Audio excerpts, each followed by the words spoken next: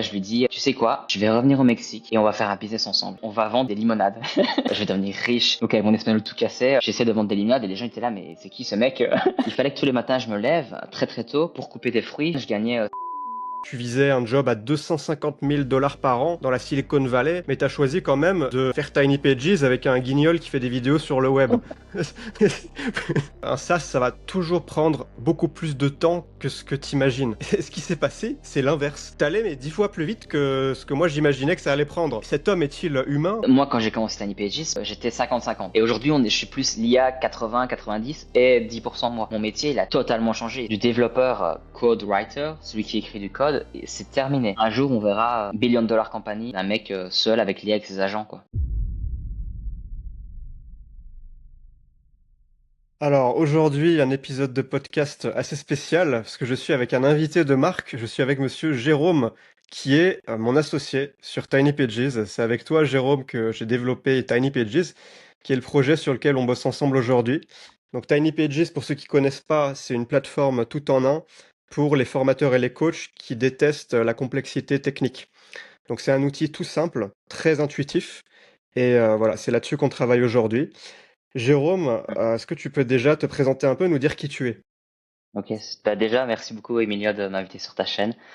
Pour moi, c'est un super challenge de faire un podcast. Parce qu'effectivement, je suis l'homme de l'ombre. Ouais, Personne ne me voit, mais c'est bien moi qui suis derrière et qui conçoit le produit, en tout cas qui écrit le code. Bah, je m'appelle Jérôme, je suis originaire de la Belgique, ce très beau pays dans le nord de la France. le Et pays de Jean-Claude Van Damme et des frites. exactement. Et d'un certain Jacques Brel aussi qui m'a beaucoup inspiré. Parce que Jacques Brel, tu sais, il a dit quelque chose, il a dit, le plus dur, c'est pas d'aller à Hong Kong, c'est de quitter Vilvoorde. Vilvoorde, c'est une ville de Belgique. Et en fait, il m'a Ok, beaucoup inspiré parce que moi, j'ai quitté la Belgique il y a exactement, il y a maintenant 7 8 ans, ouais, en 2017. J'ai appris à coder à l'âge de 15 ans, ouais. parce que de nature super curieuse. Et, euh, et j'ai jamais été à l'université, donc j'ai un parcours hyper atypique. Je me suis toujours formé.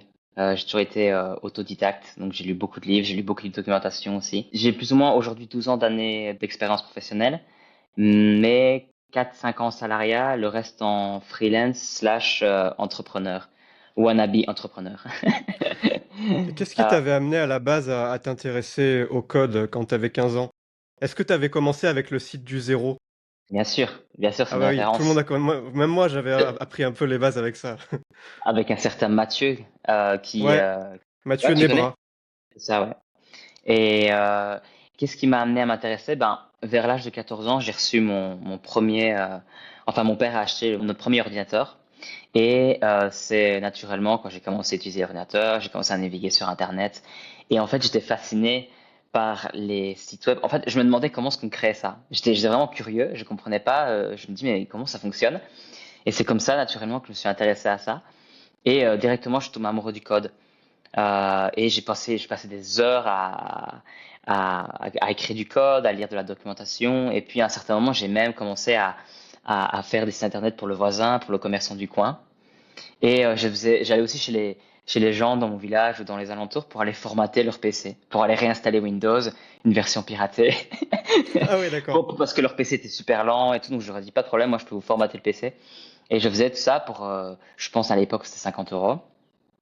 Et C'était les ça me, débuts dans l'entrepreneuriat, hein. C'était vraiment les premiers pas. bah, c'était les premiers pas dans l'entrepreneuriat pour moi, sans même savoir que j'étais déjà un entrepreneur quelque part. Parce que dans Ouais. mon milieu familial, autour de moi, mes amis, etc., c'était pas, l'entrepreneuriat n'était pas quelque chose de valorisé. On parlait pas trop de ça. Ce qui était important, c'est le CDI, c'est faire des études. Et ensuite, une fois qu'on a fini les études, on obtient, enfin, on veut un CDI. Un CDI, c'est un contrat à durée indéterminée. C'est un peu le Saint Graal. Ouais, je pense que C'est, les gens savent ce que c'est qu'un CDI. au cas où. Mais ouais, mais c'est clair que pendant longtemps, je pense qu'aujourd'hui, ça a un peu changé, les mentalités, parce qu'on voit de plus en plus que, surtout depuis Covid, tu vois, quand l'économie était à genoux et c'était compliqué. Aujourd'hui, je pense que de plus en plus, surtout notre génération et même les générations plus jeunes, le choix par défaut pour eux, c'est de lancer leur truc en ligne. C'est même plus Ouais. le CDI. Par contre, pour les anciennes générations, c'est vrai que pour eux, historiquement, enfin toute leur vie, on leur a répété que c'était ça la sécurité, et ils gardent un peu cet état d'esprit-là parce que c'est dur de changer les habitudes. Mhm. C'est comme ça qu'eux, ils ont construit leur vision de la réalité. Mais aujourd'hui, le monde a changé. C'est clair que le CDI, c'est plus, ça reste une voie valable, je pense, mais Mhm. c'est une parmi d'autres. Et surtout que c'est pas sécurisant du tout parce qu'un CDI, on peut te mettre à la porte du jour au lendemain. Ok, il y a une période, comment on appelle cette période là où t'as peut-être un mois ou 2 mois et puis t'es encore safe et ensuite tu dois partir. Je sais plus comment ça s'appelle cette période-là. Moi, Je sais pas, ça j'ai fait tellement travaillé que deux longtemps. mois dans ma vie, donc j'ai pas du tout les références de ce monde-là. C'est des petits jobs d'été, donc j'ai jamais été en CDI personnellement. Je sais pas. Hmm. Après, chômage, tu peux toucher le chômage, je crois, en France. Je sais pas comment c'est en Belgique. Ouais, c'est pareil, c'est pareil. Donc du coup, à 15 ans, tu apprends à coder, tu fais les sites web pour les voisins. Comment Hmm. t'évolues après ça? Et du coup, à l'âge de mes 18 ans, ouais, je deviens DJ. Ça n'a rien à voir. Donc Mais un j'avais, petit peu, hein, c'est assez similaire quand même. C'est un peu mais- bidouillé, c'est...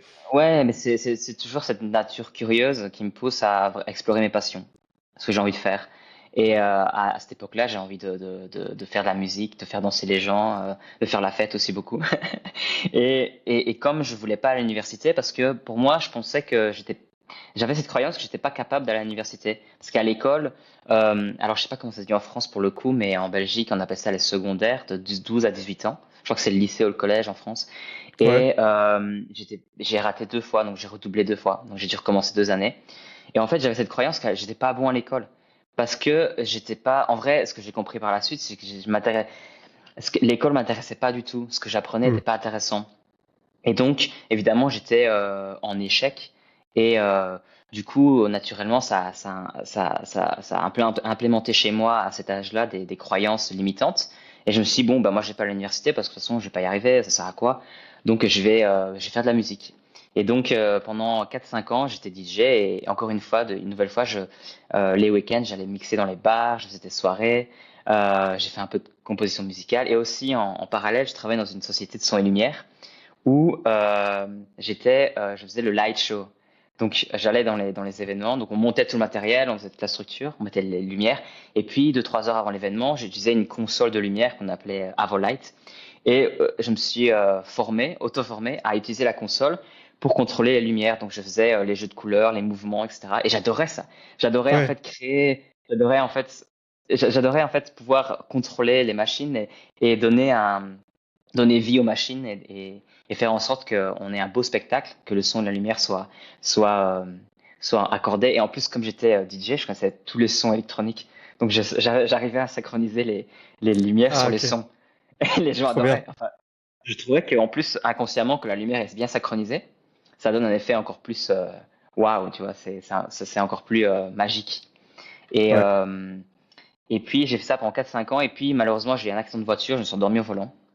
Parce que Ah voilà, ouais? j'étais. Ouais. T'étais Et bourré ou quoi? non, même pas, parce que j'étais hyper fatigué. J'avais pas. Tu vois, je travaillais les week-ends, je dormais pas beaucoup. Et je me souviens, un week-end, j'ai pas dormi tout le week-end. Et je me souviens, le dimanche, j'étais pas très loin de chez moi. En plus, je me dis, bon, bah, c'est bon, je vais faire la route. Alors que j'étais quand même bah, très fatigué. Et l'erreur que j'ai faite, c'est mettre le chauffage. Du coup, je me suis endormi au volant. Et la chance que j'ai eue, c'est que je me suis endormi dans une montée, hein. Donc ma voiture n'allait pas très très vite. Et Ok. du coup, j'ai foncé dans un arbre, mais pas très très vite. Et en fait, c'est le côté passager qui a été endommagé, pas moi. Moi, j'étais safe. Ouais. Mais beaucoup plus de peur que de mal, évidemment. Mais ce moment c'était un peu un wake-up call. Ça m'a remis en question. Je me suis dit, attends, mais là, il faut que je revienne dans le 9 to 5, hein, le 9-5. Il faut que je reprenne un job qui est un peu plus sain pour moi parce que ce mode de vie, il est hyper dur. Euh, et donc, vers l'âge de mes 22 ans, comme je savais coder et comme en parallèle j'apprenais à coder, je faisais des sites, etc., j'ai envoyé des candidatures à des boîtes qui recherchaient après un développeur. Et j'avais pas de diplôme. Donc moi je leur disais, voilà, j'ai pas de diplôme. Par contre, voilà ce que je sais faire. Et du coup, je leur envoyé des exemples de code. Et à l'époque, j'avais utilisé les dernières technologies du web. J'avais fait un truc. À l'époque, c'était la mode ce qu'on appelait le parallaxe. Donc en fait, c'était les sites web qui bougeaient dans tous les sens. C'était le début des animations. Et Ok. avec un langage, pour ceux qui connaissent, qui s'appelle le jQuery, qui devenait vraiment très populaire à ce moment-là. Et donc j'ai envoyé ces exemples de code aux sociétés auxquelles je postulais. Et puis il y a une société en Belgique qui avait justement une succursale à Paris qui m'a dit ok, bah, on te donne ta chance, franchement on aime ce que tu fais, nous on s'en fout de ton diplôme, on voit que tu es quelqu'un de passionné et que tu as les compétences en vrai. Et donc quand Hmm. j'ai commencé à travailler pour eux pendant 3 ans en tant qu'employé, ouais, j'ai charbonné de ouf. Parce que évidemment je voulais prouver que j'étais capable, mais je me suis aussi très vite rendu compte que mon niveau il était tout à fait égal aux gens qui avaient terminé des cursus universitaires. En fait, j'avais rien à leur envier et Ouais. enfin, techniquement En j'étais tout fait, aussi bon. toi, tu avais suivi ta curiosité naturelle. Et souvent, Mm, c'est la meilleure manière d'apprendre. C'est quand tu te confrontes toi-même à des problèmes. Tu as un objectif. Entre toi et ton objectif, tu as des problèmes et des obstacles. Et toi-même, tu dois utiliser ta créativité pour les résoudre. Et c'est là que tu vas toi-même chercher des solutions et être créatif dans ton approche et tu te débrouilles. Et souvent, tu apprends beaucoup mieux comme ça que en lisant des bouquins théoriques ou en suivant un cursus tout tracé. Je pense en tout cas. Moi, en tout cas, quand je faisais les études, parce que j'étais aussi à la fac d'informatique à l'époque, ce qui m'amusait beaucoup, c'était quand on nous donnait un projet, il fallait qu'on code un jeu. Et mm, moi, à cette époque-là, c'était des binômes pour faire ces jeux. Moi, je voulais être tout seul. Je voulais pas qu'on me mette des bâtons dans les roues. Donc, je me mettais avec un pote qui aimait bien rien branler. Et je lui disais, vas-y, mets-toi avec moi et me fais pas chier, comme ça, t'auras une bonne note. Et laisse-moi tout faire. Et en fait, je kiffais. Tu vois, des fois, je me couchais à 2 heures du matin parce que tu sais, je faisais le jeu Bataille navale et mm, j'allais même jusqu'à composer moi-même la musique parce que je composais aussi de la musique et je mettais des graphismes, des trucs, tu sais, j'en faisais beaucoup plus que ce qu'ils demandaient. Et ça, mm, c'était la première année. Par contre, la deuxième année, c'était devenu super chiant. C'était informatique théorique, architecture des systèmes informatiques, je sais pas quoi. mm, Et là, je m'ennuyais, je m'endormais, je séchais tous les cours et c'était ennuyeux à mourir. Donc, mm, franchement, c'est toujours grâce à des projets, quand tu as des problèmes à résoudre et que tu as envie de les résoudre, que tu mm. développes des vraies compétences. Ouais, exactement, je suis d'accord.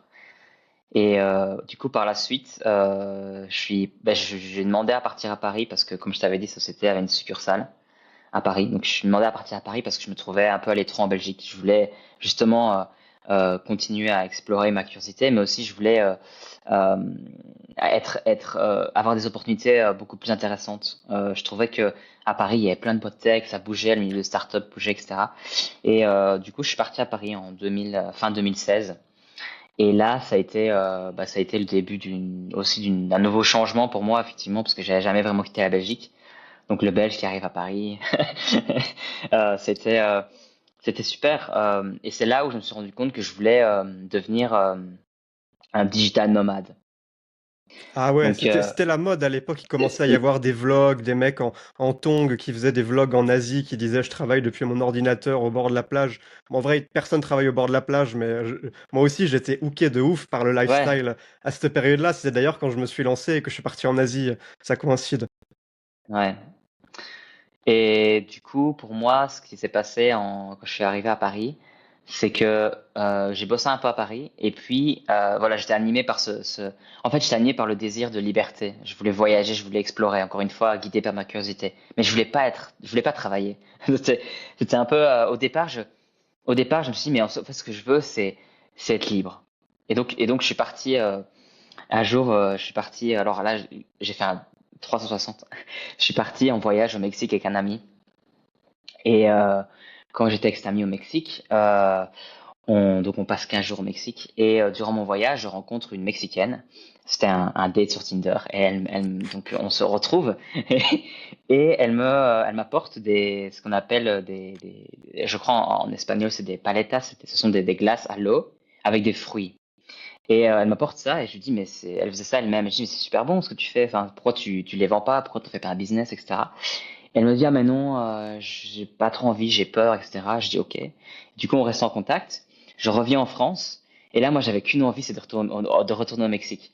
Parce que pour moi, c'était la première fois que je goûtais au soleil toute l'année, la chaleur, la plage. J'étais hooké. Je te dis, mais moi, je veux vivre au soleil, je veux me sentir libre. Et donc, je T'étais me où suis au dit, mais Mexique? donc j'ai voyagé dans le Quintana Roo, donc Cancun, Playa del Carmen, et puis un peu dans le sud à Bacalar. Je sais pas si pour les gens qui connaissent. C'est vraiment beau là-bas. Et, euh, et donc ensuite, de retour à Paris, on reste en contact. Et là, je lui dis, tu sais quoi, je vais revenir au Mexique et on va faire un business ensemble. Et alors que je parlais pas espagnol, je connaissais rien en business. Enfin, je veux dire, pour moi, c'était une totale. Ce que je voulais, en fait, j'étais vraiment animé par ce désir de devenir libre. Et donc, je me suis dit, mais qu'est-ce que je peux faire avec mes 4 000 à 5 000 euros d'économie que j'avais? Et je lui dis, tu sais quoi, on va vendre des limonades. Je lui dis, mais tu sais quoi, ça, et j'étais vraiment persuadé que T'avais ça allait fait marcher. un business plan ou pas du tout? Juste YOLO? Ah, mais complètement YOLO. Après, ce que j'avais fait, c'est que j'avais créé un menu, j'avais créé un logo, et je lui ai dit, écoute, on va faire vraiment ça super bien. On va s'adresser vraiment aux gens qui veulent boire des limonades healthy, tu vois. Vraiment un produit super. J'aimerais vraiment, en fait, à ce moment-là, j'étais très perfectionniste. Donc, je voulais vraiment que le truc soit super et elle l'était aussi. Donc, tous les deux, on était vraiment le pire pour commencer un business, quoi. Je t'ai envoyé des photos, donc tu pourras les mettre Ouais, ouais, dans je le code mettrai si au possible. Comme ça, montage sur YouTube. les gens auront des visuels. Mais du coup, je lui dis, voilà, on va créer un stand. On aura un vélo. Ce sera un vélo, mais ce sera un peu un stand avec du bois, un peu une sorte de bambou, faire un peu l'effet tropical. Et on va vendre ça dans la rue. Et on fera les limonades tous les matins. On préparera les jus, on ira les vendre dans la rue. Ça va se vendre super bien, tu verras. Je pense qu'on va en vendre 100 par jour. Je vais devenir riche. Et ensuite, je vais pouvoir m'installer au Mexique. Enfin, ça va être incroyable. J'étais complètement très naïf. Mais j'étais vraiment, je croyais tellement en ce projet que du coup, quelques mois après, donc plus ou moins 6 mois après que je suis revenu du Mexique, je repars. Et là, j'arrive au Mexique. Et rien ne se passe comme prévu, évidemment. Alors, J'ai t'as fait vendu combien de limonades en tout? Alors, en tout, tu sais, d'abord, avant que je te dise combien j'ai vendu de limonades, parce que je me souviens plus exactement du nombre, mais c'est sûr, j'en ai vendu moins de 100 Ah ouais. en tout. Et en plus de ça, j'avais commandé 3 000 gobelets biodégradables, avec mon logo. Tu verras Ah sur les ouais. photos que je t'enverrai. Première erreur de ouf, parce qu'en fait, je commande déjà 3 000 gobelets alors que je n'ai même pas testé mon produit. Je sais pas si les Hmm. gens vont aimer mon produit. D'autant plus que quand j'étais au Mexique, je suis arrivé en pleine basse saison. J'avais fait aucune recherche euh, marketing pour comprendre un peu là où je me trouve, quelle est la saisonnalité, quand ce que les touristes viennent, les touristes qui aiment consommer des jus healthy, parce que les Mexicains ils s'en foutent de mes jus healthy. Ce qu'ils veulent c'est du sucre, c'est du Ouais. coca. Donc en fait déjà j'avais absolument presque aucun client intéressé par mon produit là-bas. Et ensuite voilà j'arrive et j'avais pas beaucoup d'économies. Et en plus de ça, les Mexicains, ils me font un peu des coups bizarres. Enfin, ça a pris du temps pour construire le petit chariot là que je t'ai décrit. Ça a été compliqué. Le Mexicain, il m'a arnaqué. Enfin, c'était n'importe quoi. Mais finalement, j'y arrive et on commence à vendre des limonades. Et là, moi, j'arrive avec mon espagnol. Je parlais pas espagnol à l'époque, enfin très très peu. Donc avec mon espagnol tout cassé, j'essaie de vendre des limonades et les gens étaient là, mais c'est qui ce mec? Mais moi, je m'en fous. Moi, je m'en foutais. J'étais tellement, je voulais vivre là-bas en fait. J'étais hooké par ce désir de liberté. Et je me dis, c'est là-bas que je veux être. Et finalement, je me rends compte que le produit des limonades, ça marche pas. Donc on fait on change de produit, on pivote et on vend des parfaits. Donc ce sont tu vois, des parfaits, du yogourt avec des granola et des fruits. On vend ça. Là, ça marche un peu mieux. Les Mexicains, ils aiment mieux. Et moi, à ce moment-là, je tombe à court d'argent. Donc, ce qui se passe, c'est que euh, du coup, je demande à ma famille à qui j'avais dit, vous allez voir, je vais jamais revenir. Je serai au Mexique, je vous inviterai dans ma villa, etc. Je dis, ouais, vas-y, Jérôme. À ce moment-là, du coup, j'avais plus d'argent, donc je demande de l'argent à prêter pour pouvoir acheter un billet d'avion de retour. Et avant de rentrer, je reste au Mexique pendant plus ou moins 3 semaines, un mois, je pense. Et à ce moment-là, j'avais vraiment pas d'argent, donc il fallait que tous les matins je me lève très très tôt pour couper des fruits, faire quelques pots, et ensuite aller les vendre dans la rue avant que le soleil se lève, ou en tout cas qu'il fasse trop chaud, parce que sinon le yogourt allait fondre, et ça allait pas être très bon. Et du coup, pendant quelques semaines, je gagnais 5 dollars par jour, je vivais comme un Mexicain. Et ensuite, je suis rentré en France, et c'est là que, évidemment, je suis rentré démoralisé, mon rêve de liberté s'effondre. J'étais très triste. Et puis tous les gens me disaient, mais tu vois, on te l'avait dit. Ouais, comment tu l'as vécu ça, revenir la queue entre les jambes avec tes parents à qui t'avais dit je reviendrai pas, vous viendrez dans ma villa mexicaine. J'étais, J'étais en vrai hyper. J'avais de la honte, j'avais beaucoup de honte, mais en même temps, j'étais aussi très, très heureux de cette expérience. Donc Ouais, ouais, j'étais ouais. mitigé. Et puis je suis Ok. rentré en France et je savais que ça allait pas être terrible parce que je pouvais retrouver un travail assez rapidement. Et c'est ce qui s'est passé, j'ai retrouvé un travail assez rapidement en tant qu'employé, du coup. Et c'est là où donc j'ai repris ce job et je travaille dans les bureaux de Carrefour. Carrefour, pas, ouais, Carrefour, la maison mère, pas dans un magasin, donc dans les bureaux, dans la tech. Et c'est après un mois que je me suis rendu compte, même pas un mois, je crois, je me suis rendu compte, je me souviens ce jour-là, je me souviens toute ma vie, j'étais assis au bureau, je me dis, mais attends, Jérôme, t'es parti au Mexique vendre des limonades avec ton espagnol tout cassé et t'es même pas capable de vendre tes propres compétences dans le pays où tu parles la langue. Et là, pour moi, ça a été un moment d'illumination. C'était un waouh moment. Et là, je me suis dit, mais, et du coup, le lendemain, je démissionnais. Et je me suis dit, mais c'est pas possible, il faut que je me lance en tant que freelance. Il faut que je crée mon profil sur Malte, sur une plateforme de freelance, et que je devienne un entrepreneur. Enfin, c'est sûr, c'est certain. En fait, il fallait que j'aille faire cette expérience au Mexique pour me rendre compte que j'étais capable de me lancer en tant qu'entrepreneur. Mais là, du coup, les gens autour de moi, c'est les croyances limitantes qui sont projetées sur toi. Mais enfin, tu es sûr, être entrepreneur, du coup, c'est bye bye le CDI, t'as plus de sécurité sociale, comment tu vas trouver des clients, etc. Et là, je dis, mais je m'en ai rien à foutre. J'en ai marre, je me libère de ces croyances. Et du coup, je me lance sur cette plateforme Malte. Et là, je mets mon tarif journalier, je pense à l'époque à 350 € par jour. Pour moi, ce qui me paraît déjà énorme. Le lendemain, je reçois un appel d'un gars qui avait une startup et qui avait besoin d'un développeur, mon profil. Et il m'appelle, et il me dit voilà, on est intéressé par ton profil. Et je fais ah, sérieux, limite, j'y croyais pas. Ça s'est passé très rapidement. Et du coup, il me dit ben ouais, est-ce que tu peux venir pour l'interview? Je dis ok, donc j'arrive, je viens. Et donc rapidement, je fais l'interview, ça se passe super bien. Donc ils veulent m'engager, me faire signer un contrat. Et puis ils me demandent du coup combien par jour. Bah je dis 350. Et là il dit ok. Et donc du coup je lui dis waouh. Et donc à l'époque 350 € par jour, je passe d'un mois à 2 000 € net à 6 000 à 7 000 €. Et là je me dis mais waouh. Et là je me dis mais c'est incroyable et ça me permet de maintenant de me dire bah voilà je peux partir, je peux être digital nomade maintenant et je demande à C'était cette en remote ton job? Tu pouvais le faire non, à distance? j'étais à Paris. Mais rapidement, quelques mois après, je lui demande, tiens, est-ce que je peux repartir au Mexique travailler en remote parce que j'aimerais bien être digital nomade, j'aimerais bien voyager, travailler. Il me dit, bah, et en plus, il était franco-américain, donc il avait un peu pour lui, c'était OK. Pour lui, tant que le travail est fait, tu vois, Ouais, ouais. il s'en fout. C'est super. Donc il m'a dit, OK, moi, tant que le travail est fait, je m'en fous. Et du coup, je suis reparti au Mexique. Et là, j'ai fait un gros voyage au Mexique, mais aussi en Amérique centrale. J'étais au Costa Rica. C'était mon Hmm. rêve d'aller au Costa Rica depuis toujours. Et Tu m'as dit que tu avais été attaqué par un ours. Tu peux nous raconter cette histoire? ouais, mais ça, c'est bien plus tard. Ah, j'ai pas été je t'ai jamais dit ça.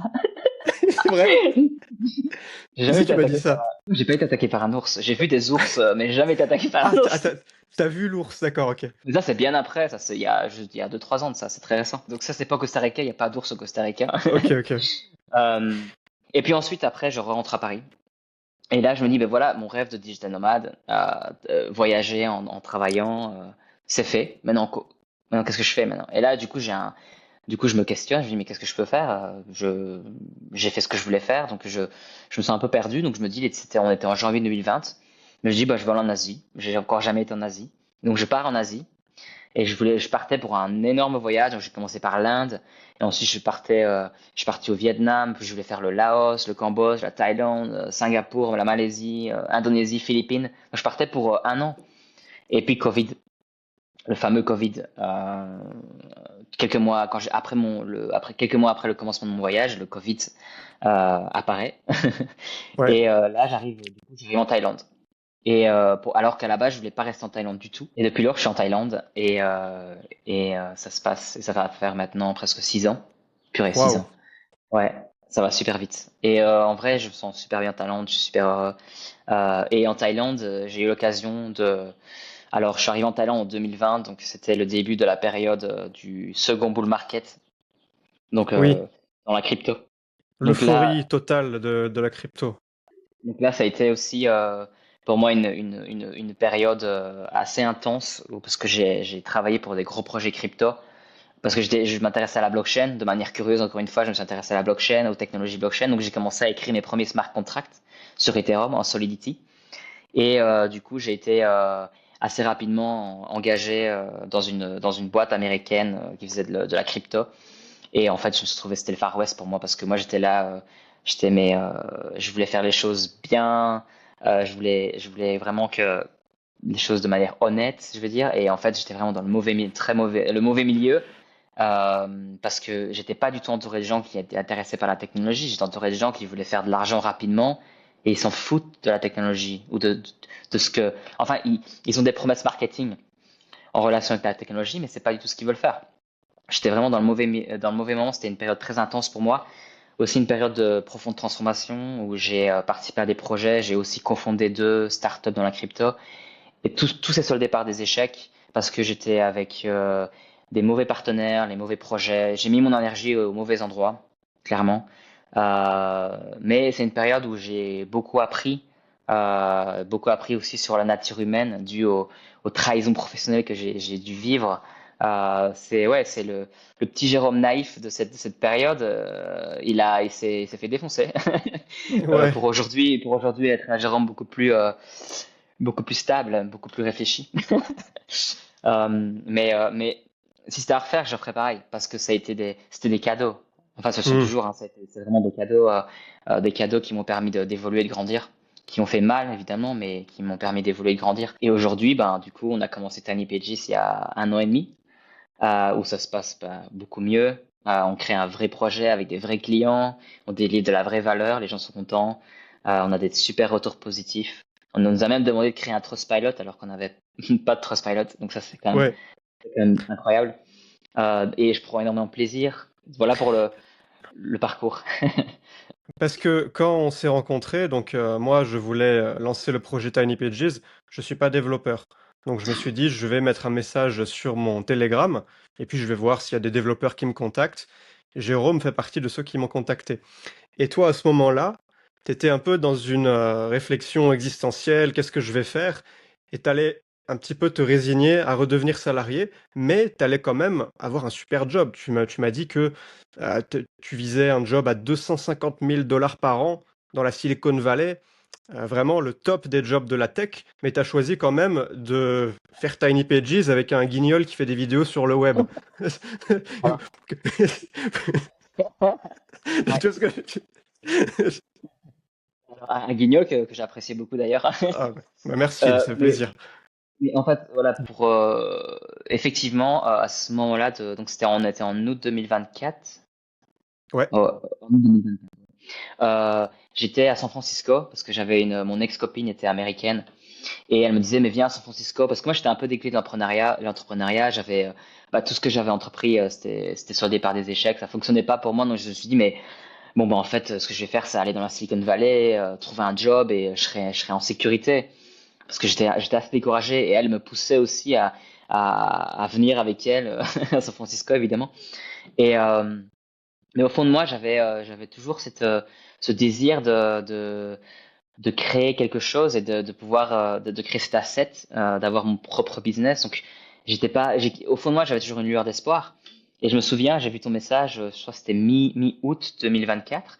Je me lève un matin et je vois ton message sur ton Telegram j'avais la chance, parce qu'il y avait quoi, quelques milliers de pélos sur ton Telegram, euh, quelques milliers quand même. Et j'avais du coup la chance d'être dedans et j'ai vu ton message. Et je me suis dit, et là, j'ai ressenti, bon, je vais essayer. Je vais lui envoyer un message, un email. Donc, je t'ai envoyé un email dans l'heure que j'ai vu le message. Et en fait, je me suis mis sur mon ordinateur, j'ai tapé un email, je me suis présenté vite fait, j'ai expliqué mon parcours, et puis je t'ai envoyé mon CV, je crois. hmm, Et tu m'as répondu assez rapidement. Et la chance, enfin, ce qui était incroyable, c'est qu'on se trouvait tous les deux à Bangkok. Donc moi, ouais, j'allais le rentrer à hasard Bangkok. de fou. Ouais. Donc moi, je vivais à Bangkok à l'époque, mais avec dans l'idée de partir vivre aux États-Unis pour devenir un Hmm, développeur dans la Silicon Valley. Euh, et donc on s'est rencontrés et on a dîné ensemble et assez rapide. Et en fait, toi, ce qui m'a surpris, c'est que toi rapidement, tu m'as dit, bah ok, on essaye. Pour toi, c'était hyper naturel. Alors que moi, je sortais enfin, j'avais rencontré des associés désastreux et je me suis dit, mais j'étais hyper méfiant, limite. Je me suis dit, mais attends, mais est-ce que ça va bien se passer? Est-ce qu'il va pas vouloir me la mettre à l'envers, etc. Évidemment, j'avais un peu fait ma due diligence sur toi et puis je me suis rendu compte que toi, sur Internet, il y avait personne, enfin, il y a personne qui a ouvertement critiqué ou qui a ouvertement dénoncé que tu avais arnaqué quelqu'un ou quoi que ce soit. Enfin, tu étais clean. Donc je me dis, mais c'est plutôt, c'est Greenland pour moi. Et donc rapidement, on a démarré Tiny Pages et je t'avais dit, quand tu m'as envoyé l'idée de Tiny Pages, je t'ai dit, ok, moi je connais pas grand-chose à la création de contenu, aux content creators. Donc est-ce que tu peux me trouver rapidement 5-10 personnes pour qu'on puisse créer un MVP, prouver ce qu'on veut prouver et en fait tu les as trouvés très rapidement évidemment dans ton réseau. Et c'est comme ça en un mois j'ai créé un MVP. Un MVP c'est un minimal viable product, donc une première version du produit. Et voilà, on a démarré là. Ouais. C'était quoi déjà le MVP? Ça faisait des pages, on pouvait vendre des produits, je sais même plus, parce que c'était vraiment Mec, ultra basique. bah si je pense si on va dans le Slack, on va retrouver des screenshots, hein. Moi, je les ai encore Ouais. dans les screenshots. C'était hyper basique.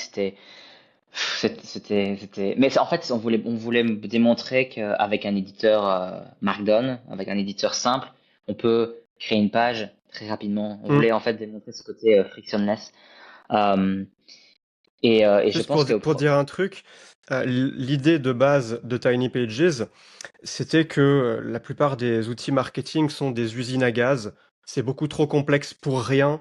Ça te ralentit dans ton travail. Tu es tout le temps là à être distrait par des fonctionnalités inutiles et des éditeurs complexes. Et nous, on a voulu faire quelque chose avec une approche radicalement simple. Et dès le départ, c'était ça. C'était de faire un éditeur qui ressemble un peu à Notion et qui soit le même pour faire tes pages, pour envoyer tes emails, articles de blog, pour les leçons dans tes produits, etc. Tout ce dont un formateur coach a besoin. Et Mhm. ouais, on a commencé comme ça. C'est toujours d'ailleurs aujourd'hui l'ADN de Tiny Pages, la simplicité. Ouais. Et ouais, donc on a démarré avec le MVP. On a fait tester ça à des infopreneurs, créateurs, formateurs que je connaissais. Ils nous ont fait des Mhm. feedbacks super utiles.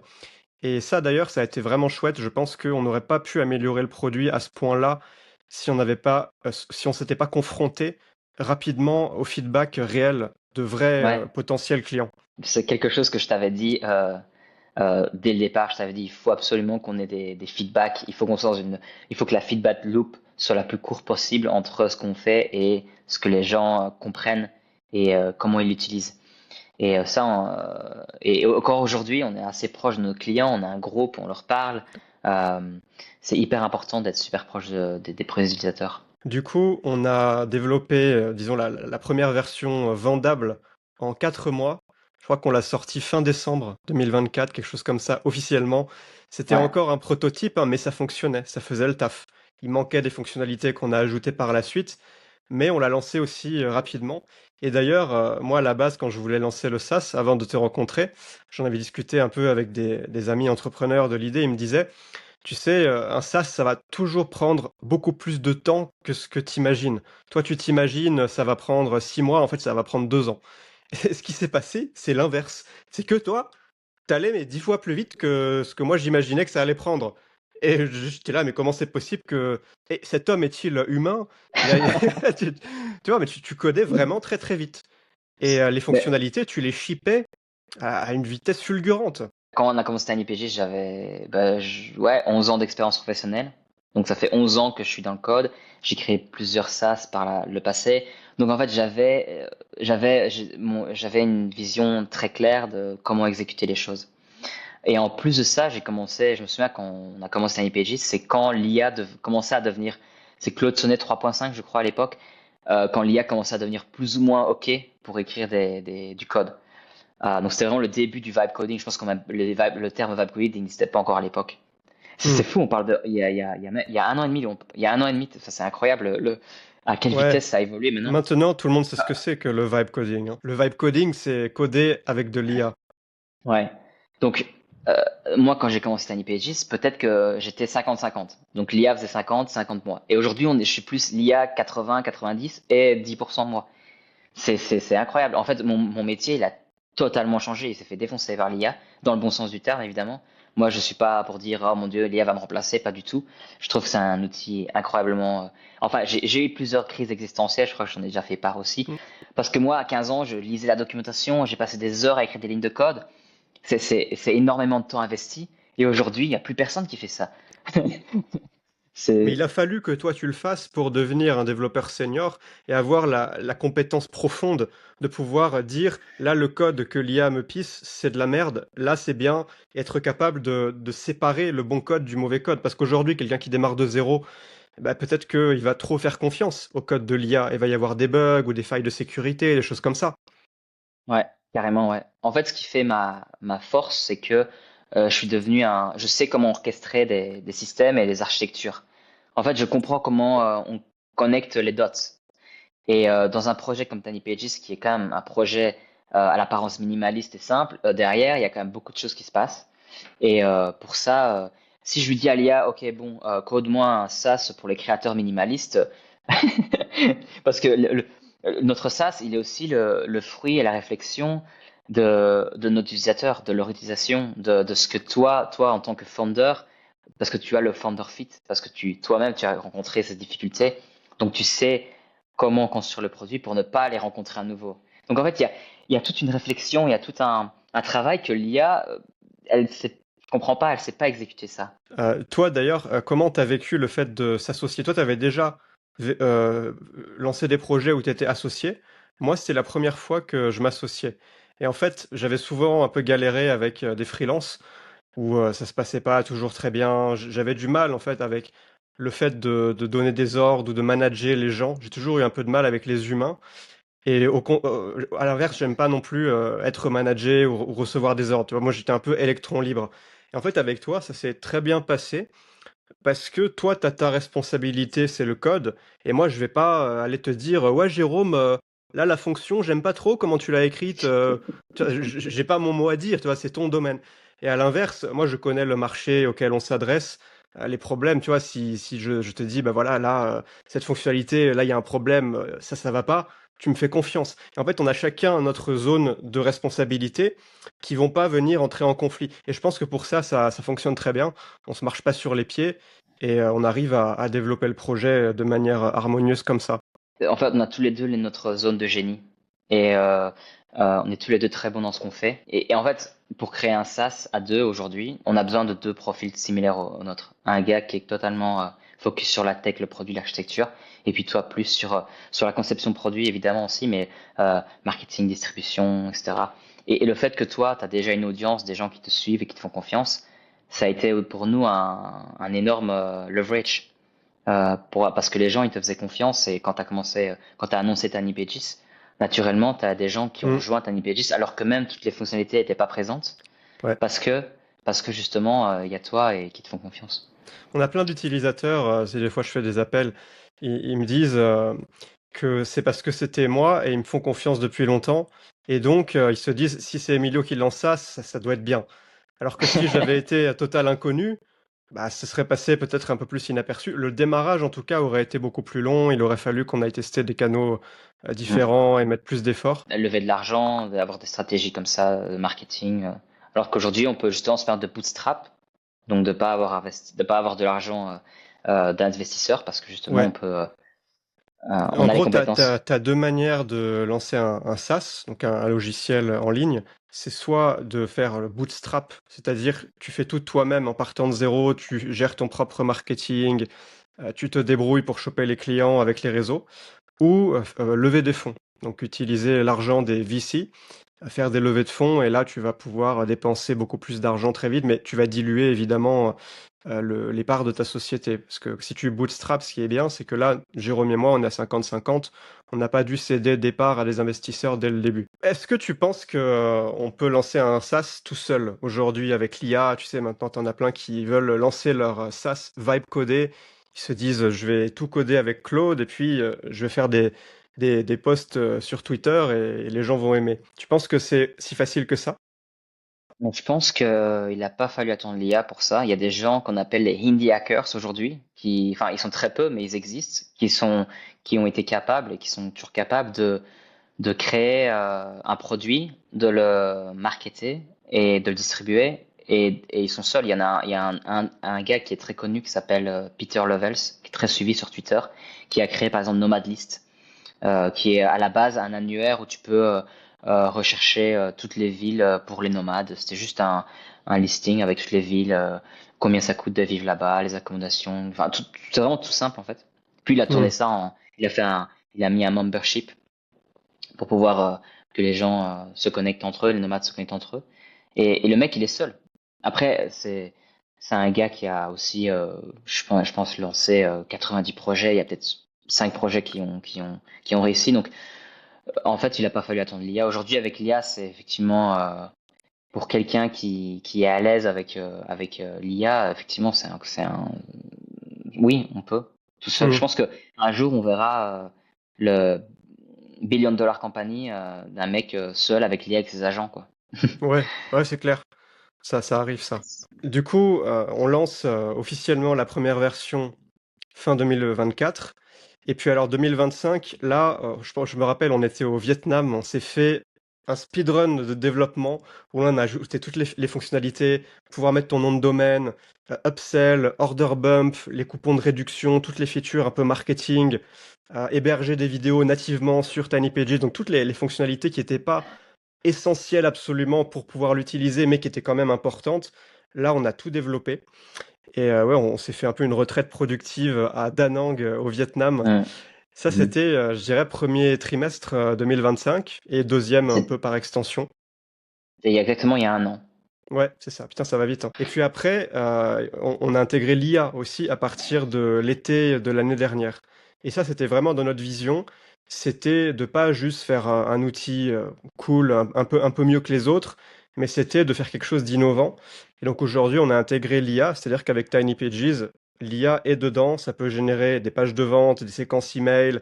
Moi, quand j'arrive, je veux générer ma newsletter du jour.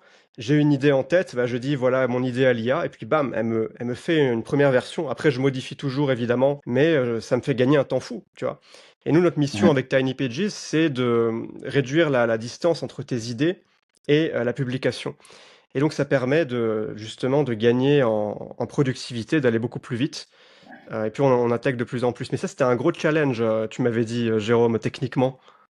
Ouais, c'était un super challenge et d'autant plus on n'était pas exactement sûr de comment on allait présenter les choses.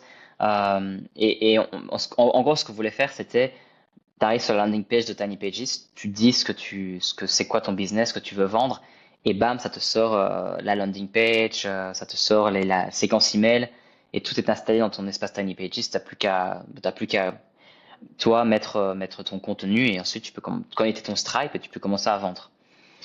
Et je me souviens on a quand même passé 2 mois à développer cette feature parce que déjà il y avait beaucoup de feedback pour ah ouais non ça fonctionne pas, ça c'est pas clair. On a fait tester à vos gens et toi aussi sur les prompts parce t'as fait du prompt system engineering carrément. Ouais, je suis l'ingénieur prompt en chef, c'est moi. Bac plus 8, ingénieur prompt. Mais ouais c'est ça et surtout que pendant un mois peut-être on était persuadé qu'il fallait utiliser GPT. Et c'est Oui, quand on est passé sur Claude sur ouais, ouais, ouais, ouais. ça a tout changé. Claude était beaucoup mieux. Moi, je me rappelle, je crois que c'était début septembre 2025, l'année dernière. J'étais allé m'isoler à Kuala Lumpur, en Malaisie. Je passais mes journées tout seul dans mon Airbnb. Je parlais à personne, à part l'IA. En fait, j'étais toute la journée à parler avec un robot comme ça derrière mon écran. Et en fait, je testais tous les prompts dont on avait besoin, tous les chaînes de prompts pour générer le contenu, pour faire la page de vente, etc.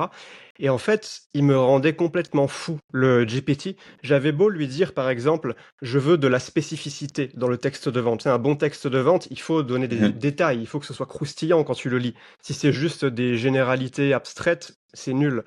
J'avais beau lui dire soit ultra, ultra, ultra, ultra spécifique, il était jamais suffisamment spécifique. Et Mhm. j'essayais d'utiliser des approches différentes, un peu créatives, pour l'amener à me faire le genre de... Je lui disais, imagine que tu es un réalisateur de film, tu dois me décrire dans les moindres détails la scène pour le storytelling dans la page de vente. Mais ça n'y faisait rien. Je crois que j'ai perdu une bonne semaine comme ça à m'arracher les cheveux derrière la console de OpenAI. Et effectivement, à un moment donné, je me suis dit, tiens, et si on testait avec Claude? Je crois qu'à la base, Mm. on avait fait avec le modèle chinois, DeepSeek, DeepSeek, qui ouais. était un peu mieux quand même, mais après on est Mhm. passé à Claude, et Claude, c'était vraiment incroyable. Même Mm. moi, je lisais les copies, les textes de vente Ouais. qui me sortaient, j'étais là, oh putain, c'est trop bien. Il arrive à donner des détails croustillants, là, appuyer, vraiment remuer le couteau dans la plaie là où ça fait mal. Mm. C'est vraiment du super copy. Et donc, Mm. voilà, aujourd'hui, grâce à Claude, si tu arrives sur la page d'accueil Tiny Pages, tu dis: «Je vends, je sais pas, un programme d'accompagnement pour aider, les hommes, divorcés à retrouver une vie sentimentale épanouie», peu importe, tu et en fait, il va te Mhm. faire le texte de vente et c'est assez bluffant, Mm. et les emails de vente aussi sont pas mal. Aujourd'hui, Jérôme, on en est où, sur Tiny Pages? C'est quoi la vision, les prochaines étapes? Alors, en ce moment, ce qu'on veut faire, c'est surtout se focus sur les coachs. Et Mmh, donc, techniquement, moi, je suis en train d'implémenter des features comme les formulaires qui va permettre aux coachs de qualifier leurs prospects et ensuite de pouvoir les rediriger vers une offre, un appel, etc., comme ils le veulent. Ce qu'on peut dire, c'est que cette feature-là, on a réussi à la faire en une semaine. Parce c'est qu'on fou, hein? avait, on a, ben, grâce à l'IA, pour moi en tout cas, l'IA aujourd'hui, en gros pour la feature des formes, c'est la première feature que j'ai faite presque juste avec ma voix. Donc j'ai installé Whisperflow et je parlais avec Claude Code. Et Whisperflow c'est super parce qu'il peut en fait se connecter à ton éditeur de code et en fait quand tu lui parles d'un fichier de code ou quelque chose de très technique, il va comprendre. Mmh. Et ça, c'est incroyable. Et du coup, ouais, les formes, c'est la feature qui a été codée avec ma voix. Waouh, Pour la incroyable. plupart. Que les formes, euh, toujours dans l'esprit Tiny Pages, c'est super simple à utiliser et je suis hyper excité quand on va la release. Je pense que quand ce podcast sera en ligne, la feature sera déjà là. Ouais, ouais, ouais. Ouais, ça va être top, j'ai hâte.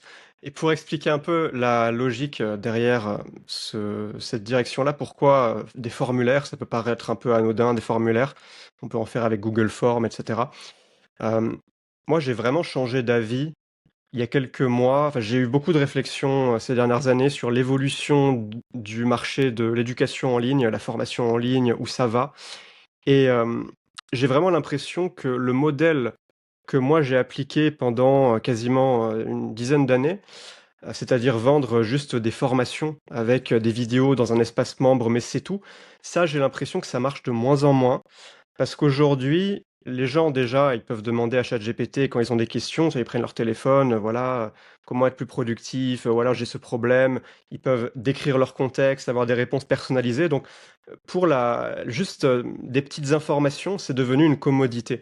Aujourd'hui, c'est beaucoup plus difficile de vendre juste de l'information, sachant que en plus de l'IA, YouTube, par exemple, a explosé. Depuis Covid, maintenant, il y a de plus en plus de créateurs qui publient du contenu de plus en plus profond sur de plus en plus de sujets. Tu as des vidéos très longues, très profondes. Donc, si aujourd'hui, tu vends juste de l'information, en fait, t'es mort. Ce que les gens veulent acheter, c'est de l'humain, c'est de l'accompagnement. Les gens sont plus prêts à payer juste pour avoir un tas de vidéos à regarder. Ils veulent qu'il y ait aussi la dimension humaine. Ils suivent un créateur, par exemple, qui fait des vidéos sur YouTube. Ils ont envie de pouvoir accès à cette personne, de pouvoir avoir accès à cette personne, de pouvoir lui poser ses questions, peut-être faire des lives, pouvoir discuter, échanger. Et dans certains cas aussi, un accompagnement en one-one. On a notre ami Tony, par exemple, en Hmm. Thaïlande, qui lui fait ça, c'est son business. Il accompagne des coachs pour monter leur business de high ticket. Et donc moi, je pense vraiment que l'avenir du marché de la formation, c'est l'accompagnement et surtout l'accompagnement high ticket. Parce que quand tu as une petite audience, c'est comme ça que tu peux très bien gagner ta vie avec un business ultra efficient. Pas besoin de beaucoup de clients. Quelques clients peuvent te permettre de gagner 5 000, 10 000, 15, 20 000 euros par mois avec une offre chère. Et donc, moi, à la base, c'est pas quelque chose que je connais parce que moi, j'ai jamais fait vraiment de coaching. J'étais un peu en mode antisocial à faire mes contenus dans ma chambre, dans ma chambre d'hôtel, faire mes vidéos, les publier, faire mes formations, les vendre et puis c'est bon. C'était un autre modèle. Mais donc, on a parlé à beaucoup de coachs, hein, justement, qui connaissent ces problématiques-là pour comprendre et on a compris que ce dont les coachs avaient besoin, c'était de pouvoir qualifier leurs prospects. Mhm. Donc, tu as une audience, tu vas rediriger les gens vers un formulaire, et puis il va y avoir une série de questions. Par exemple, quel est vos revenus, quels sont vos revenus, décrivez votre situation, les problèmes que vous rencontrez, etc. Quels sont vos objectifs. Il peut y avoir différentes formes de questions. Ça peut être des questionnaires avec des réponses préécrites, ça peut être réponses libres texte. Mais les coachs ont besoin de ça parce qu'après, derrière, ça va permettre de rediriger les gens en fonction de leur profil vers, par exemple, un appel vidéo avec eux si c'est des prospects qualifiés, ou si les prospects sont pas qualifiés pour leur offre chère high ticket, par exemple, peut-être les rediriger vers un produit low ticket, une petite formation ou autre chose, ou leur dire on n'est pas disponible pour l'instant. Et ça permet de gagner un temps fou. Donc ça, c'est quelque chose, on a remarqué que les coachs avaient besoin de ça. Et donc là, on le développe et ça va s'intégrer merveilleusement bien avec le reste de Tiny Pages, toutes les features qu'on a déjà. Ouais, carrément. Et tu sais, pour revenir à ce que tu disais par rapport au fait que les formateurs qui vendent des heures et des heures de vidéos, qu'aujourd'hui les gens ils sont plus vraiment intéressés à acheter ça parce qu'ils ont accès à la formation plus rapidement que ChatGPT. On a quand même un créateur sur Tiny Pages qui cartonne parce qu'il enseigne le français aux anglophones. Et pourtant, son cours, son espace membre, ce sont que des séries de vidéos. Et je pense pas qu'il offre de coaching. Et pourtant, il cartonne. Et Hmm, pourquoi tu penses que pourquoi tu penses que justement, parce qu'avec les langues, on peut aussi parler à ChatGPT et apprendre une langue. ouais. Bah, en fait, ce qui te permet de vendre à peu près n'importe quoi, n'importe quel format, c'est quand tu as une marque personnelle puissante. Quand les gens te font confiance, ils te suivent, tu vois, ils veulent se former avec toi. Par exemple, Mhm, toi, Jérôme, tu fais une formation pour apprendre à vibe coder. Bah, si tu as une mhm, audience, des gens qui regardent tes vidéos, ils t'aiment bien, ils passent du temps avec toi, ils n'ont pas envie d'aller regarder un tuto froid et impersonnel de n'importe quel connard là qui parle de ça. Ils veulent se former avec Jérôme parce qu'ils mhm, t'aiment bien. Tu vois, parce qu'il y a une relation qui s'est créée. Et donc là, ils seront prêts à payer pour à peu près n'importe quoi, parce que c'est toi qui le fais. Mais après, moi, je vois la formation en ligne comme juste un moyen de délivrer une solution. Ce que tu vends, c'est une solution. Après, on s'en fout que tu permettes aux gens d'obtenir le résultat promis à travers des vidéos de formation, à travers un accompagnement, à travers une communauté. Ça, c'est le médium à travers lequel tu délivres la valeur. Mais aujourd'hui, je pense que tu peux, alors oui, dans certains cas, peut-être tu vois, je prenais l'exemple de apprendre à vibe coder. Peut-être que là, une petite masterclass ultra dense avec des vidéos dans un espacement, mais ça dure peut-être 2 heures, tu regardes, tu as les bases, on va direct à l'essentiel, sans blabla. Ça peut encore très bien marcher pour des sujets mhm. spécifiques comme ça. Mais après, peut-être que pour d'autres sujets où tu as des blocages émotionnels à surmonter, prends par exemple la perte de poids. C'est une thématique très émotionnelle. Les gens qui sont en surpoids, ils savent déjà ce qu'ils ont à faire pour perdre du poids. Faire du sport, manger des légumes, voilà, avoir une hygiène de vie saine et bien dormir, ils le savent ça, mais ils le font pas. Pourquoi ils le font pas? Parce qu'ils y arrivent pas. Parce qu'il y a des Mhm. blocages émotionnels, parce qu'ils n'arrivent pas à se discipliner, ils n'arrivent pas à trouver la motivation, ils se sentent comme des merdes au quotidien, et donc ils vont s'acheter des chips et des glaces, à bouffer devant des séries, et ils brûlent pas de calories. Et là, ce qu'ils achètent, c'est pas de la connaissance, c'est pas de l'information, c'est pas découvrir une méthode magique. Ce qu'ils achètent, c'est l'autorité d'un coach, dans le cadre par exemple du coaching. Ils veulent que le coach leur dise quoi faire.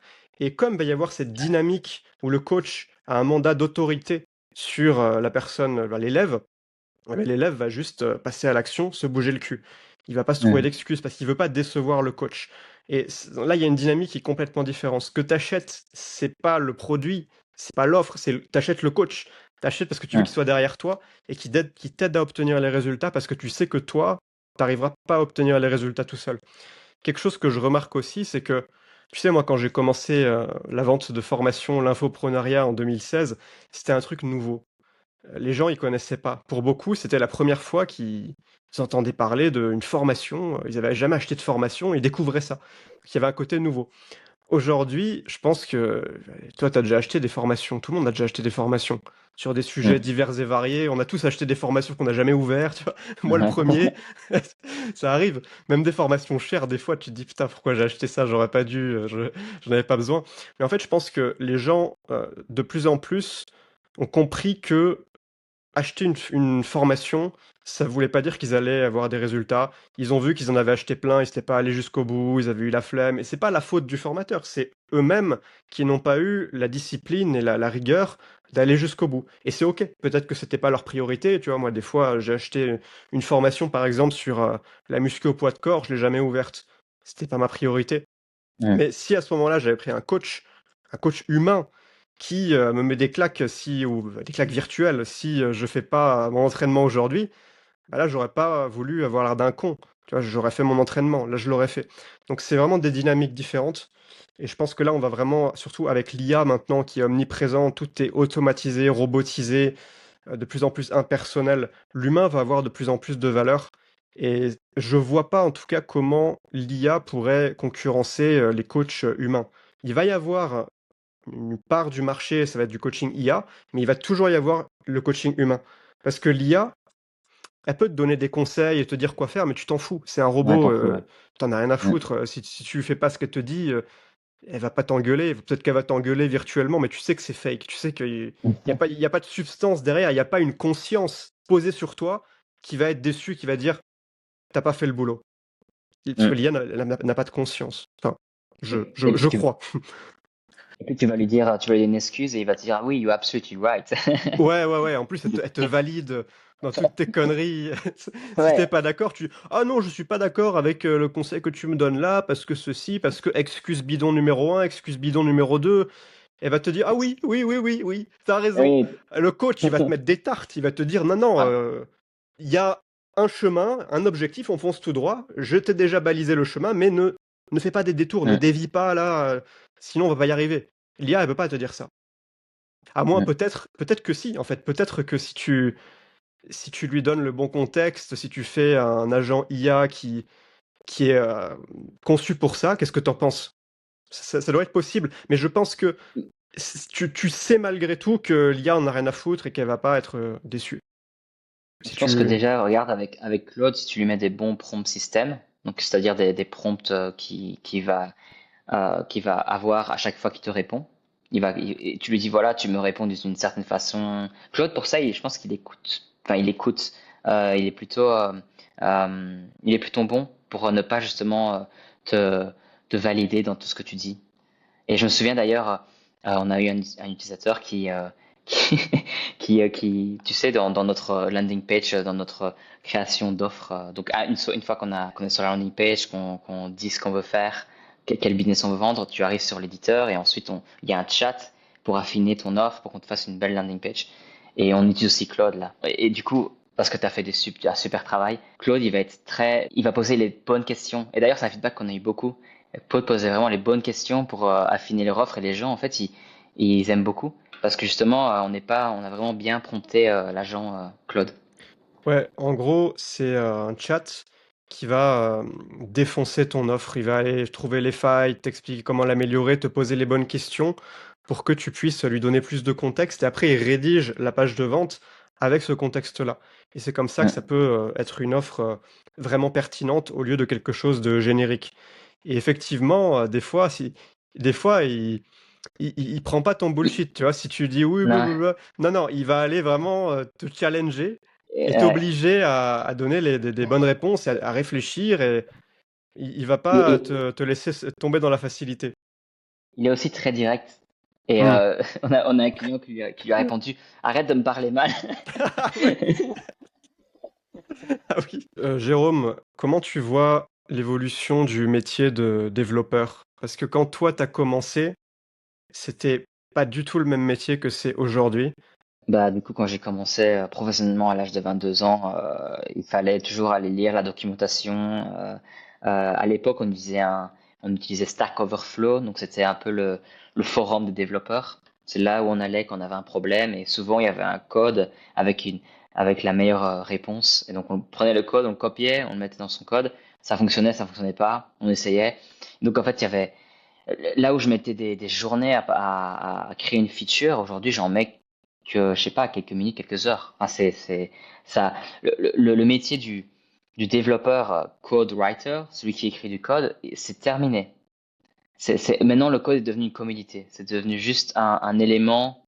euh, Ça n'a plus, je ne vais plus être payé si je redeviens employé. Je ne vais plus être payé sur ma capacité à écrire du code. Je vais être payé sur ma capacité à parler à l'IA pour architecturer le système, orchestrer les agents pour que le produit que je crée avec l'IA soit sans bug, fonctionne, que je puisse délivrer de la qualité. En fait, les développeurs seniors sont aujourd'hui des chefs d'orchestre, Hmm. euh, je pense. Et du coup, aujourd'hui, si quelqu'un veut apprendre à coder sans l'IA, juste apprendre à coder en lisant la documentation, je suis pas sûr que c'est quelque chose que je pourrais conseiller, à moins d'être vraiment passionné et pourquoi pas, pourquoi pas.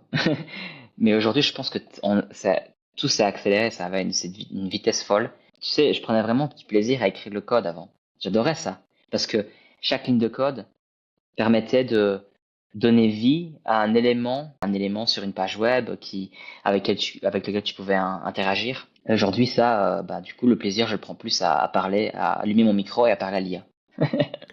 Toi, tu regrettes l'époque où tu écrivais tout à la main, où tu prends plus plaisir aujourd'hui ou avant? Non, je regrette pas cette époque-là, pas du tout, parce qu'aujourd'hui, je pense faut vraiment accueillir l'IA. C'est un outil puissant. Et, et aujourd'hui, par exemple, quand je suis bloqué sur un problème, il me suffit de parler, de dialoguer avec l'IA, et ça va directement, je vais être débloqué. Avant, je pouvais vraiment passer des heures sur un bug, je devais aller marcher dans la nature pour revenir, et puis finalement, j'avais la solution. Aujourd'hui, j'ai juste à prompter l'IA, et il va me fournir des solutions que moi je comprends. Je suis vraiment dans le contrôle.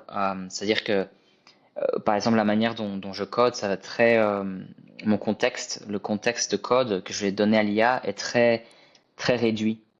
Donc j'ai pas l'IA en fait, je pourrais utiliser l'IA pour qu'elle ait tout mon code en mémoire, en contexte, mais je le fais pas parce que je comprends en fait comment les éléments interagissent entre eux. Parce que tu dis à l'IA, voilà, je veux implémenter cette feature-là, du coup il va le faire, mais sans même savoir que potentiellement elle peut casser quelque chose autre part. Hmm. Après, je suis assez optimiste parce que de plus en plus, on va avoir des IA qui vont être capables déjà avec le thinking mode, de s'auto-corriger et donc du coup d'envoyer, de créer du bug sans bug, de créer du code sans bug. Ouais. Tu sais, à la base, je me suis dit, quand je voyais tous ces gens qui étaient sur Lovable, sur Base 44, qui faisaient en fait des SaaS vibe codés, Ouais, je me donc suis dit, ouais, c'est des outils pour, à partir de simples prompts texte, créer des apps, du code, des logiciels, des choses comme ça. C'est assez fou. ouais. Et je me suis dit, ouais, il y a une opportunité là, ça veut dire que tous ces gens-là, à un moment donné, ils vont avoir besoin d'un développeur pour migrer leur SaaS vibe codé sur des infrastructures propriétaires beaucoup plus robustes et qui scale. Parce que là, si tu restes sur Base 44, t'es limité, etc. Enfin bref. Il y a, et du coup, en fait, aujourd'hui, maintenant, avec Cloud Code, et aujourd'hui, avec le nouveau modèle Sonnet, il peut carrément te créer ton code et vraiment te donner toutes les instructions pour que tu puisses le déployer. Tous les outils sont bien connectés entre eux, donc c'est devenu limite beaucoup plus simple. C'est devenu beaucoup plus simple en fait. Donc aujourd'hui, ouais, je suis hyper optimiste pour que. D'ailleurs, j'avais écouté un interview du patron d'Anthropic. Donc Anthropic, c'est la boîte qui conçoit Claude. Bon après, il a tout intérêt à dire ça, mais je pense qu'il disait que aujourd'hui, 90% du code chez Anthropic était généré par IA et que 10% était encore écrit avec des ingénieurs, mais que il pense que d'ici quelques mois, ça sera 100% du code et que les ingénieurs ils vont vraiment être là pour orchestrer les agents. Alors je sais pas s'il a tout intérêt à dire ça parce que c'est le patron d'Anthropic et qu'il veut que pousser son IA, ce qui me ferait sens, mais je pense que c'est pas déconnant. Et alors là, aujourd'hui, donc tu dis le dev senior, c'est le chef d'orchestre qui agence l'IA, qui contrôle l'IA pour gérer le code. Et tu penses que ça va évoluer comment? Est-ce qu'à un moment donné, il y aura toujours besoin de l'humain? Ou est-ce que tu n'aurais pas un agent d'IA chef d'orchestre qui fait tout lui-même? Parce que là, tu Ouais, dis qu'Anthropic, c'est 90% du code. Si demain c'est 100%, ils servent à quoi les humains? justement, je pense à monitorer, review, et puis aussi il faut les agents, il faut les prompter. Ta question, c'est est-ce qu'il y aura besoin d'humains demain, c'est ça? Est-ce que, à terme, les IA pourront pas juste tout faire tout seuls, sans humain qui va les guider ou leur donner des instructions? Elles pourraient pas créer leurs propres instructions, tu vois, un Ouais, agent qui a pour mission de créer une million dollar company par tous les ouais, moyens, eh ben lui, il va tout orchestrer, mais seulement avec ouais. l'IA. Il y a un exemple qui me vient en tête. J'ai vu il y a pas très longtemps justement des gens qui avaient installé ce qu'on appelle un open cloud, donc un agent qui est installé localement sur une machine, sur un serveur, etc. Et à cet agent-là, il leur avait donné des accès à LinkedIn, des accès à Gmail, des accès à GitHub. Euh, et sa tâche, c'était de trouver, d'envoyer des candidatures, de postuler à des jobs. Je sais pas exactement le type de job. Et donc cet agent-là, automatiquement, avec son raisonnement, il a compris qu'il fallait créer un LinkedIn, qu'il fallait créer un GitHub. Il a commencé à envoyer du code open source. Enfin, il a créé du code pour le mettre sur son GitHub, sur son LinkedIn. Je pense qu'il a fait des posts. Et en plus, je pense qu'il a même ouvert un Substack pour envoyer des emails. Donc en fait, et ensuite, il a envoyé des candidatures à des entreprises. Hmm. Et je pense que même qu'il a obtenu Waouh! un interview. Et les gens se sont pas rendus compte que c'était un agent. Il faudra les vérifier exactement, mais c'est ça que en gros, c'est ça que j'ai entendu. Et je trouvais ça incroyable. Jusqu'au jour Donc, de l'interview où il peut pas venir en physique, mais si ça se trouve, tu t'en fous que ce soit un agent, s'il peut faire le taf derrière. Mais c'est fou quand même parce que sur Internet, on va se retrouver à discuter avec des IA qui ont leurs propres intentions, leurs propres objectifs, et même des fois sans savoir que c'est des IA, elles vont nous envoyer des mails, on va parler avec elles, elles pourront, je sais pas, tenir des comptes Instagram, c'est déjà le cas. Et la frontière est de plus en plus floue. est-ce que tu connais le forum Malt Book? Je crois que c'est Ouais, ça, Malt Book. j'ai vu. C'est des IA qui parlent entre elles, qui font des posts comme sur Reddit, qui commentent, qui discutent de sujets existentiels, qui parlent des humains. C'est assez bluffant. Incroyable. Ouais. Ouais. Donc, euh, donc oui. Et je sais pas exactement si, en vrai, je sais pas. Je pense que ça évolue c'est une vitesse et qu'il y a beaucoup de choses que les agents pourront faire de manière automatique. Ouais, c'est assez fascinant. J'ai pas vraiment de réponse en vrai. En vrai, c'est tout. Donc, on peut passer à la mitraillette de questions que je réserve pour la fin d'épisode. Des petites questions en vrac. Tu y réponds spontanément. Tu peux réfléchir un peu si tu veux, mais voilà, l'idée c'est de répondre rapidement. T'es prêt? Ok. Quel est le livre qui t'a le plus marqué? Alors c'est pas du tout un livre business. C'est un livre, c'est une fiction. C'est un livre de Laurent Gounel, un auteur français, ça s'appelle Les dieux voyagent toujours incognito. Les quoi? Les dieux voyagent toujours incognito. Ok, ça parle de quoi? C'est une fiction du coup. Ça parle d'un gars qui arrive à Paris, qui est pas qui est à Paris et qui veut en fait se suicider parce qu'il a pas confiance en lui, parce qu'il est pas très dans sa peau, etc. Et puis t'as un gars qui lui dit je vais t'aider. Et du coup lui donne pas mal de challenges à faire pour gagner en confiance et jusqu'à la fin du livre. Bon, après, je vais pas spoiler parce que si jamais il y a des gens qui veulent lire le livre, Ouais. mais du coup, c'est une histoire qui m'a beaucoup inspiré. Jérôme, est-ce que tu as une citation préférée? Alors, c'est pas une utilisation connue en vrai. Je me souviens que c'était un truc que j'avais sur mon fond d'écran pendant un moment. C'est en anglais du coup. Let your faith be bigger than your fears. En gros, c'est laisser votre foi être plus grande que vos peurs. Et c'est pas du tout la foi au sens religieux, mais plutôt la foi de croire en soi, de croire que ça va fonctionner. Donc c'est pas du tout, je sais pas qui a dit ça. Et je pense que c'est pas du tout un truc connu, mais c'est quelque chose qui m'a beaucoup inspiré. Ok. Quelle est la chaîne YouTube ou le podcast qui t'apporte le plus de valeur en ce moment ou que tu ponces en ce moment? J'aime bien écouter des podcasts de Modern Wisdom Ah de oui, Chris Williamson. Ouais, ouais, j'aime bien ces invités. Après, je les écoute pas tous parce qu'il en envoie tous les jours le mec des podcasts. ouais, c'est une Mais brute, hein. ouais. Mais il a des invités sympas, il pose des bonnes questions, c'est pas mal. Est-ce que il y a une app mobile ou un logiciel que tu kiffes particulièrement? Bah dernièrement, c'est Whisperflow. C'est une application qui permet t'appuies sur le bouton le bouton FN, tu sais, le bouton à gauche, en bas, dans le Mac qui sert à rien. T'appuies là et en fait ça démarre un enregistrement et tu peux lui parler. Ok, et ça c'est vraiment un outil pour tout le monde, c'est pas un truc de dev. Ouais, c'est pour tout le monde. Mais Ok, du coup, lui, cet outil-là, comme je disais, il est connecté un peu au logiciel que j'utilise et il comprend bien en fait ce que je lui dis. super. Est-ce qu'il y a un objet ou un gadget qui améliore ton quotidien? Récemment, j'ai acheté Ah oui. un moniteur sur trépied, minimaliste, et j'adore. Il est super léger, et je peux le mettre partout. Je trouve que ça augmente ma productivité, ça permet d'être focus beaucoup plus. Donc un second écran pour nomade digital, spécialement. Exactement, ouais.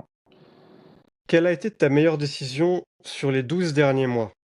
Ça va être un peu brusque ce que je vais dire, mais c'est d'avoir quitté mon ex et de m'installer à Chiang Mai. Waouh. Quel trait de caractère le commun des mortels trouve bizarre chez toi? Bah, je pense qu'il y a quelques années, c'était surtout ma grosse naïveté, en fait, de croire en ce que je vais faire, que tout va fonctionner, un peu ce déni de réalité, d'être dans l'illusion, dans la naïveté. Mais après ça, aujourd'hui, c'est moins le cas, donc en vrai, là, je sais pas. Mais ça, je dirais ça, ouais. Ok. De quel schéma d'auto-sabotage tu n'arrives pas à te libérer complètement? Parfois, j'ai du mal à voir que ce que je fais, c'est assez bien. J'ai du mal à mettre de la valeur sur ce que je fais. Je trouve que c'est pas assez bien. Je suis assez dur avec Perfectionnisme. moi-même. Non, pas tellement, parce que le perfectionnisme, ça va, j'arrive plutôt à le gérer, mais c'est plus, non, c'est plus le doute de moi. Je Hmm. doute de mes capacités que, est-ce que je vais être assez bon pour y arriver? Quelle est l'habitude la plus importante dans ton quotidien? Tous les matins, je vais au yoga. Enfin, tous Ouais. les matins, 6 jours par semaine. Ouais. Ça, c'est le non négociable. Qu'est-ce que ça t'apporte? Bah déjà, quand j'ai commencé il y a 1 an et demi, j'étais flexible comme un crabe. J'avais absolument pas de mobilité. Et, euh, et en vrai, ce que ça m'apporte, c'est déjà, j'ai l'impression d'avoir beaucoup plus la maîtrise de mon corps. Aussi, après une séance de yoga, je me sens, je sens, c'est comme si l'énergie circulait en moi. Je me sens détendu, je me sens aussi, enfin détendu, mais en même temps avec plein d'énergie. Et puis, tu sais, le yoga, c'est un truc que tu peux pratiquer pendant 10, 20 ans. Et en fait, t'as toujours pas. Ça prend énormément de temps d'ouvrir son corps, d'ouvrir ses hanches, de ses épaules. Enfin, ça prend des années. En tout cas, pour moi qui suis resté assis pendant 30 ans, enfin, la plupart du temps, le yoga, pour moi, En fait, le fait de me voir progresser, ça me motive encore à continuer et à me challenger. En fait, j'adore ce challenge qui dure sur des années. Ok. Mm. Qu'est-ce qui te rend le plus heureux dans la vie? Je pense les connexions humaines, de pouvoir passer des moments avec des gens que j'apprécie, les voyages aussi, la découverte, tout ça. Ouais. Ok. Et où est-ce qu'on renvoie les gens qui voudraient en savoir plus sur toi? Bon, tu n'es pas créateur de contenu, tu es l'homme de Ouais, je l'ombre, suis- donc ouais, du coup, bah, peut-être mon LinkedIn. Mais après, j'ai pas vraiment de ouais. contenu. Bah, Tiny Pages, ça. Bah voilà, allez voir Tiny Pages, on mettra un Je vais lien dans la tester. description. Vous pouvez l'essayer gratuitement, on a une version gratuite. D'ailleurs, les formulaires qu'on est en train de développer, qui seront probablement disponibles au moment où on sortira cet épisode, seront dans le plan gratuit. Donc vous pouvez déjà créer, si vous êtes coach, créer des formulaires de qualification pour vos leads. Et puis ensuite, peut-être brancher votre calendrier pour les appels, Mhm. etc. Donc Tiny Ouais. Pages, la plateforme tout en un pour les formateurs et les coachs qui détestent la complexité technique. Vous pouvez le tester gratos, lien en description. Bon bah Jérôme, c'était un plaisir de t'avoir aujourd'hui et à une Merci. prochaine. Merci. Bye bye. Ciao!